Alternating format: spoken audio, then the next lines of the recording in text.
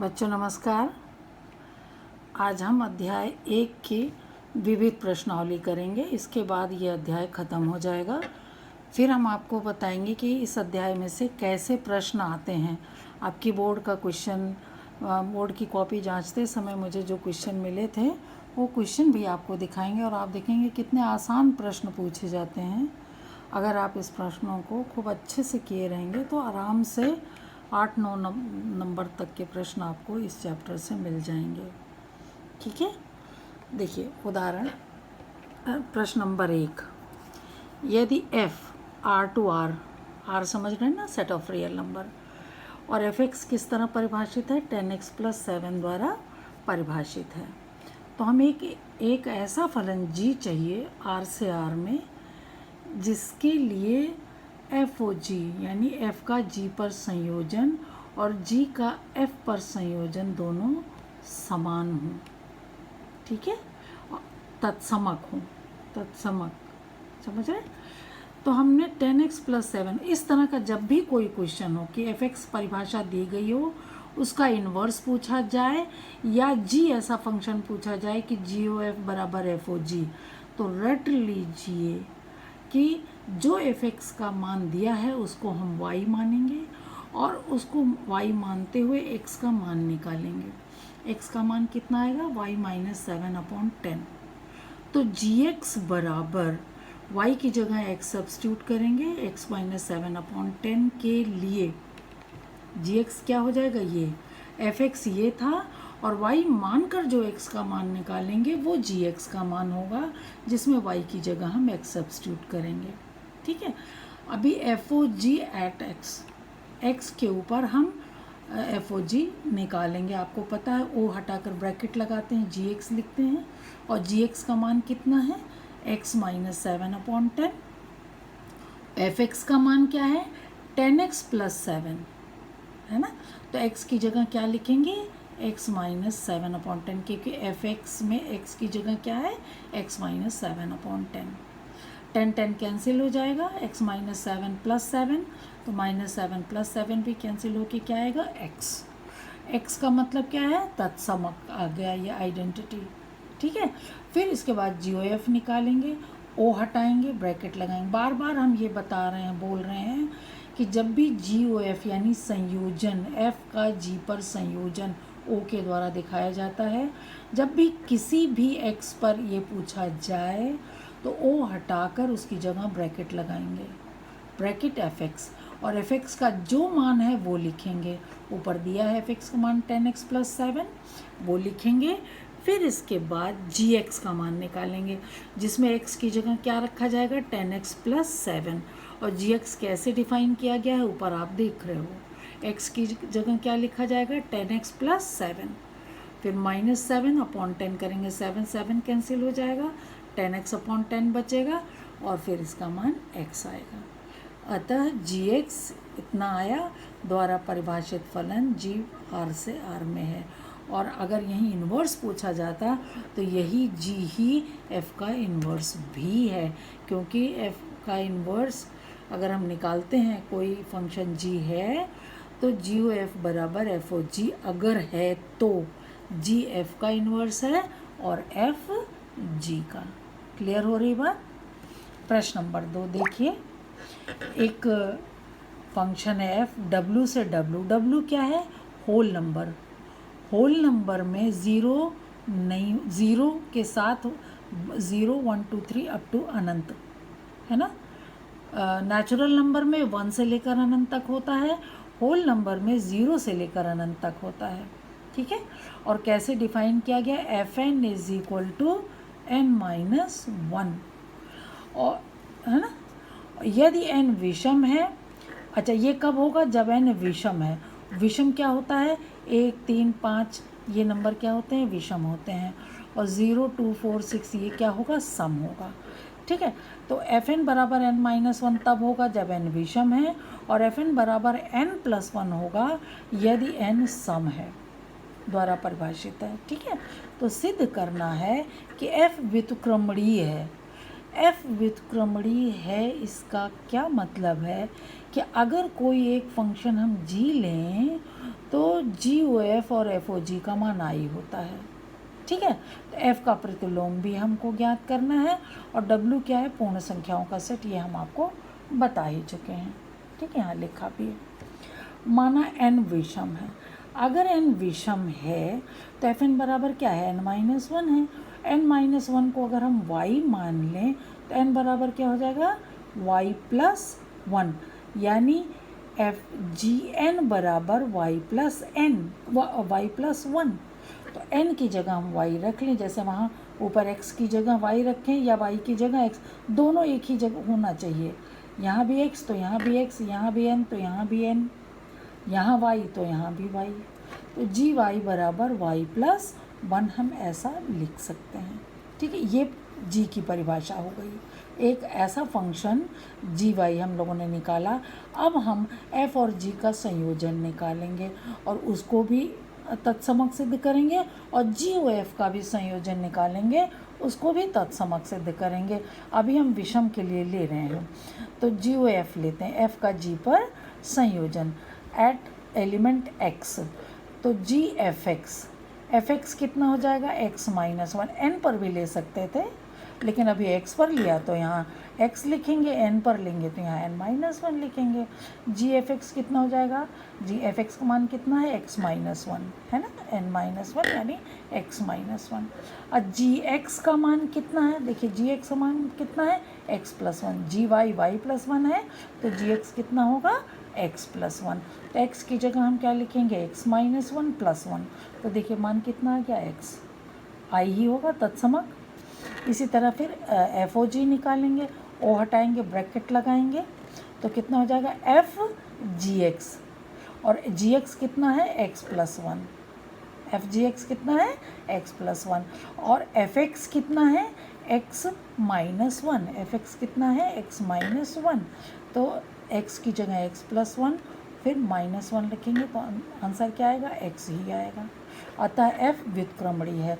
अगर GOF FOG दोनों बराबर हो x के ऊपर अगर इसका प्रतिबिंब हम लेते हैं और दोनों ही प्रतिबिंब x ही आए तो इसका मतलब f व्युत्क्रमणीय है और इसका व्युत्क्रम क्या है, ये g ही है, f इनवर्स बराबर g। ठीक है, तो f का प्रतिलोम भी ज्ञात कीजिए, यही प्रतिलोम होगा, g बराबर f इनवर्स होगा, g बराबर f इनवर्स। ठीक है, f इनवर्स n बराबर n, g का मान क्या है, f इनवर्स n बराबर n+1। ठीक है, इसी तरह अब यदि n सम है तो fn बराबर n+1, इसको अगर हम y मान लें तो n का मान कितना हो जाएगा, y-1, तो gn बराबर n-1। आप सोच रहे हैं कभी मैडम x लिखती हैं, कभी n लिखती हैं, कभी y लिखती हैं, जो भी लिखा जाएगा x यहाँ तो यहाँ भी x, यहाँ n तो यहाँ भी n, यहाँ y तो यहाँ भी y। ठीक, यहाँ डेफिनेशन क्या मिली gx की, gx बराबर x-1 या gn बराबर n-1, और पहले वाले में n+1 मिला था, इसमें n-1। अब FOG निकालेंगे, FOG यानी FGX, और GX का मान n-1 है तो FN-1, और FX का कितना मान है, n+1 है तो n की जगह n-1 लिखा जाएगा क्योंकि यहाँ x की जगह क्या है, n-1 है। ठीक है, n-1+1 तो कितना आया, n, ये भी क्या है, तत्समक है, वैसे हमें इसको x पर लेना चाहिए तो GX बराबर यहाँ x-1 होना चाहिए, क्योंकि x पर ले रहे हैं ना तो यहाँ x-1, तो यहाँ जाएगा x-1 और यहाँ पर क्या आएगा, x आएगा, या तो यहाँ भी n लेते। ठीक है, यहाँ भी x लिया तो यहाँ भी आएगा x+1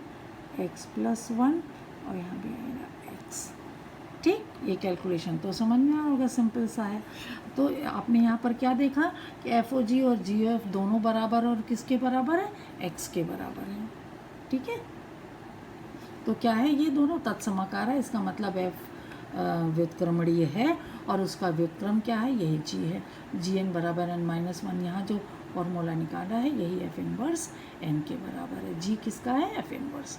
ठीक है, दोनों स्थितियों में f व्युत्क्रमणीय है और उसके व्युत्क्रम का क्या मान है एफ इनवर्स एन बराबर एन प्लस एन, यही जी क्या है, एफ इनवर्स है। ठीक है, प्रश्न नंबर 3 देखिए।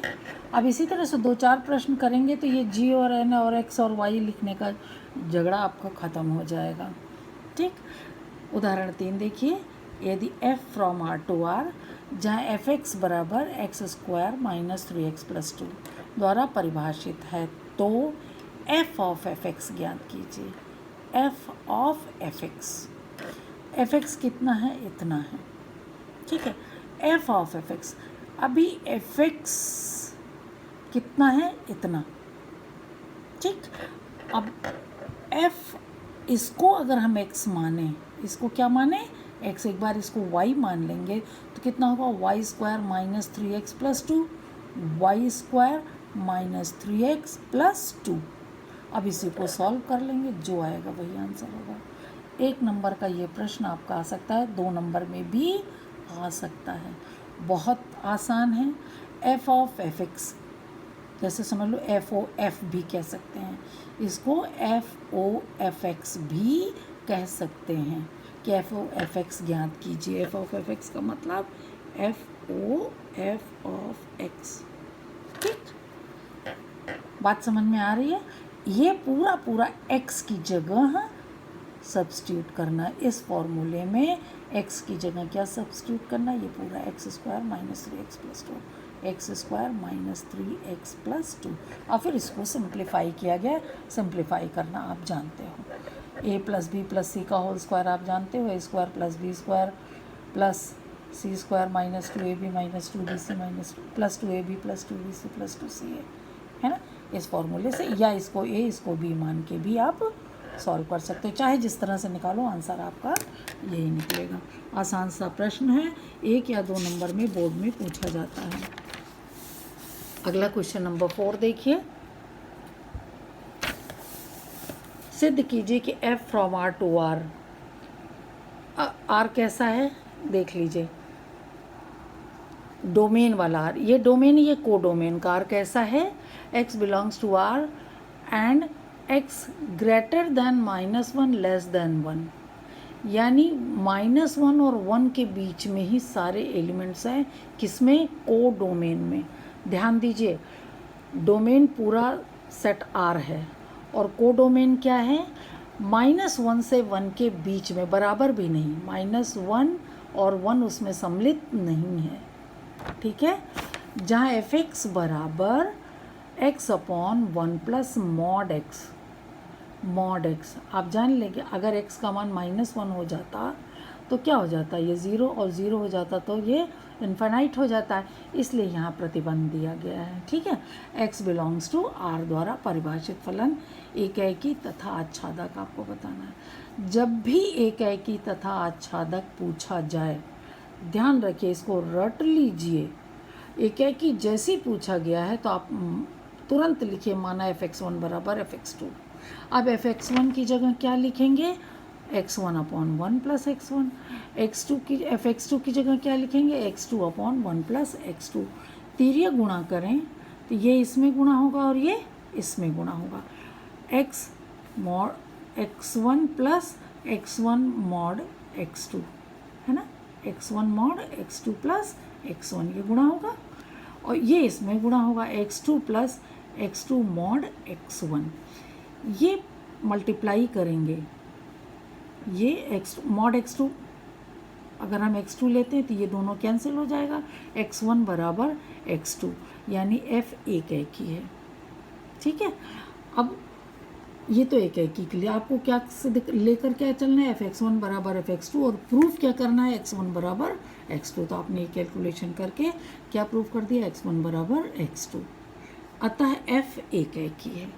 नेक्स्ट हम लेंगे, माना y को डोमेन का y हम ले रहे हैं, और वो y कैसा है, इसके बीच में ही है, -1 से 1 के बीच में। There exist y upon 1 minus Y, कैसे, हम इस पूरे को x upon 1 plus mod x को y अगर लेते हैं तो x बराबर y plus mod x y आएगा, y कॉमन ले लें, y ये x का मान हमें निकालना है, इसको हम इधर ले जाएं, x कॉमन लें तो कितना आएगा 1 माइनस वाई, ये इधर जाएगा तो माइनस हो जाएगा। अगर हम मॉड x को सिंपली x अगर हम मानते हैं तो ये कितना हो जाएगा y, x का मान कितना आएगा y अपॉन 1 माइनस वाई। चूँकि y एक रियल नंबर है, ठीक है, तो इसका मान, और y क्या है 1 और -1 के बीच का है, 1 नहीं है। अगर 1 होता तब तो ये 0 हो जाता, और 0 होते ही क्या हो जाता है, ये अनंत, इसलिए ये 1 और -1 के बीच का नंबर है, यानी ये भी एक रियल नंबर है। तो there exist y upon 1 minus Y such that f of this is equal to y। इसका fx बराबर जो यहाँ डेफिनेशन दी है, अगर इसके अनुसार लें तो ये मान कितना आएगा y, अतः f आच्छादक है। ठीक है, देखिए क्वेश्चन नंबर 4 को थोड़ा सा और यहाँ पर सिंप्लीफाई किया गया है, आप इसको समझिए। f बराबर यहाँ दिया है ना x upon 1 plus mod x, x upon 1 plus mod x।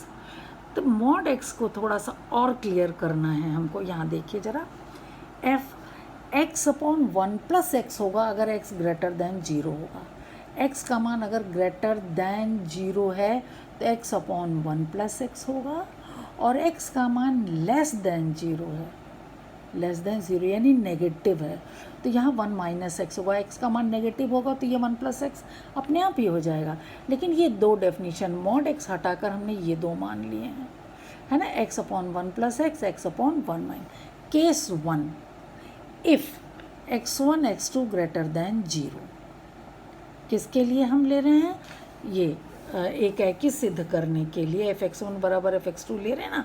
तो अगर x1 x2 दोनों ही ग्रेटर देन 0 हैं, तब अब मॉड लिखने की ज़रूरत यहाँ नहीं पड़ेगी। f(x1) बराबर f(x2), और ये सिंपल, अब यहाँ मॉड और कुछ नहीं है, सिंपल कैलकुलेशन है, x1 बराबर x2 आया।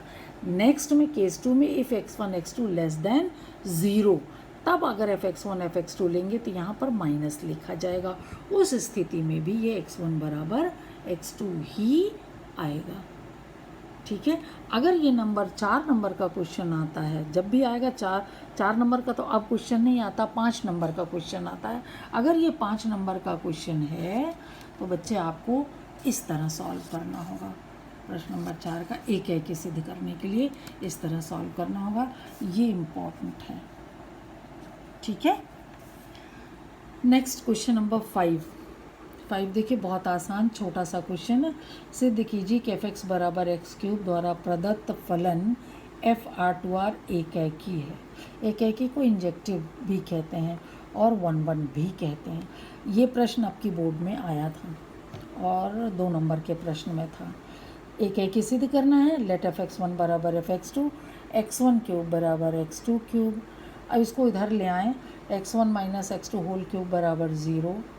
इसका आपको गुणनखंड आता है, a³ माइनस b³ का गुणनखंड आता है ना, इतना होता है बराबर 0। अब या तो ये 0 होगा या तो ये 0 होगा, क्योंकि ये नॉट पॉसिबल, ये 0 होना पॉसिबल नहीं है, क्योंकि ये x1 माइनस x2 ही 0 होगा। क्यों 0 नहीं होगा इसको कहीं आगे बताया गया है, इसलिए अभी यहाँ पर हमने ज़्यादा क्लियर नहीं किया, बताएंगे आपको क्यों 0 नहीं होगा। तो अगर ये 0 होगा इसका मतलब x1 बराबर x2 होता है f(एक)। बहुत छोटा सा प्रश्न है, 1 नंबर या 2 नंबर के प्रश्न में आपकी बोर्ड में आया भी हुआ है। ठीक है, यहाँ पर देखिए आपको शायद यहाँ बताया गया है कि अगर हम इसमें x1 का मान x2 के पद में निकालें तो एक सम्मिश्र संख्या आती है, और सम्मिश्र संख्या जो कि वास्तविक नहीं है। यहाँ पर f किस में दिया है, r2r में दिया है, और ये कैसी आएगी संख्या, सम्मिश्र संख्या, तो ये 0 नहीं हो गया था, x1 माइनस x2 ही 0 होगा, यानी x1 बराबर x2। यहाँ संक्षेप में हमने यहाँ बताया हुआ है। ठीक है, अब हम प्रश्न नंबर 6 पर आएंगे। 2 फलनों f from n to z, n क्या है, प्राकृतिक संख्या, z क्या है, पूर्ण, z पूर्णांक है, पूर्ण संख्या नहीं बल्कि पूर्णांक है, और g z टू z में है। के उदाहरण दीजिए जो इस प्रकार हों कि GOF एक है परंतु G एक नहीं है। यहाँ एग्जाम्पल दिया है, आप इस एग्जाम्पल को अच्छे से पढ़ के निकाल सकते हैं। यहाँ देखिए fx बराबर x लिया है तथा gx बराबर mod x लिया गया है।